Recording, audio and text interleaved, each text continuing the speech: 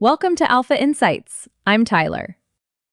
Markets are open today, and we have a live look at a political story that's buzzing through the cannabis sector and why traders are watching it closely. Joining me is Ben, our commodities and sector policy expert. Ben, good to have you. Thanks, Tyler. Glad to be here. And hey, listeners, remember, if you have questions as we go, you can ask us at stockalpha.ai. All right, so Ben, start us off. There's fresh political noise in Massachusetts. Walk me through the headline and why it matters for cannabis stocks. Sure. The short version is that an anti-cannabis measure has cleared the signature hurdle to appear on the ballot in Massachusetts.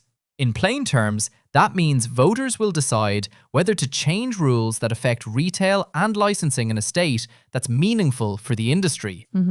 Interesting. Yeah, that's a good point. Honestly, I was a bit surprised by this one. Ballot fights like this can reshape local rules quickly, and that creates immediate headline risk for companies operating there. Give me the mechanics.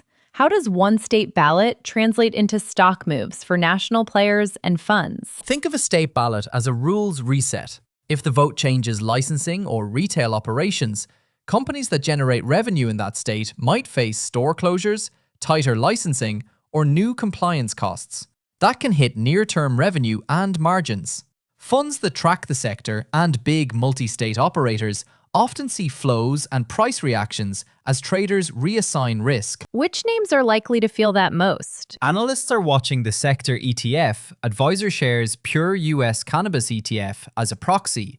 Plus, big operators like Trulieve, Green Thumb Industries, Curaleaf, and Tilray Brands. Those names typically lead sector moves when state policy changes. Company disclosures will tell you who actually has meaningful Massachusetts exposure. Right. And it isn't just Massachusetts. We're also seeing a messier patchwork elsewhere. Confusion over rules in Virginia, a policy disagreement in North Carolina, and a separate issue in Hawaii around medical patients and gun rights. Put all that together, and you've got a lot of regulatory noise driving sentiment. So for investors, this sounds like more volatility and maybe more stock-specific risk than usual. Exactly. You should expect volatility, particularly in names with state concentration.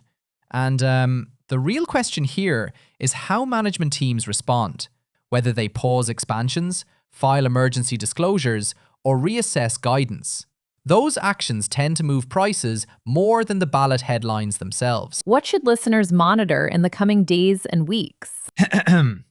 Watch 3 buckets. First, the ballot mechanics. Read the actual ballot language when it's released and follow campaign finance filings and paid media. Second, company filings. 8Ks, investor presentations, and earnings calls that disclose state revenue and store counts. Third, broader federal or banking updates that could change the backdrop. Those items will shape market reactions. Okay, got it. I mean, when you look at the data, multi-state operators show uneven revenue streams because every state has its own rulebook. That means investors often penalize uncertainty. Flows out of the sector ETF can amplify moves in individual stocks. Are there any specific signals that suggest the vote will swing one way or another? Early signals to track are polling around the measure, major endorsements, and how much money both sides raise. Campaign spending can change the narrative quickly. Also, watch for any legal challenges to the ballot wording. Sometimes those get resolved before the vote and affect market expectations. So, how should traders and longer-term holders think about this? Not telling anyone what to do, but what are the risk management angles? Analysts note a few practical steps. Stay informed by reading company disclosures. Check how much revenue is tied to Massachusetts. And be mindful of position sizing given headline-driven volatility. For traders, monitor sector ETF flows and campaign news for short-term signals.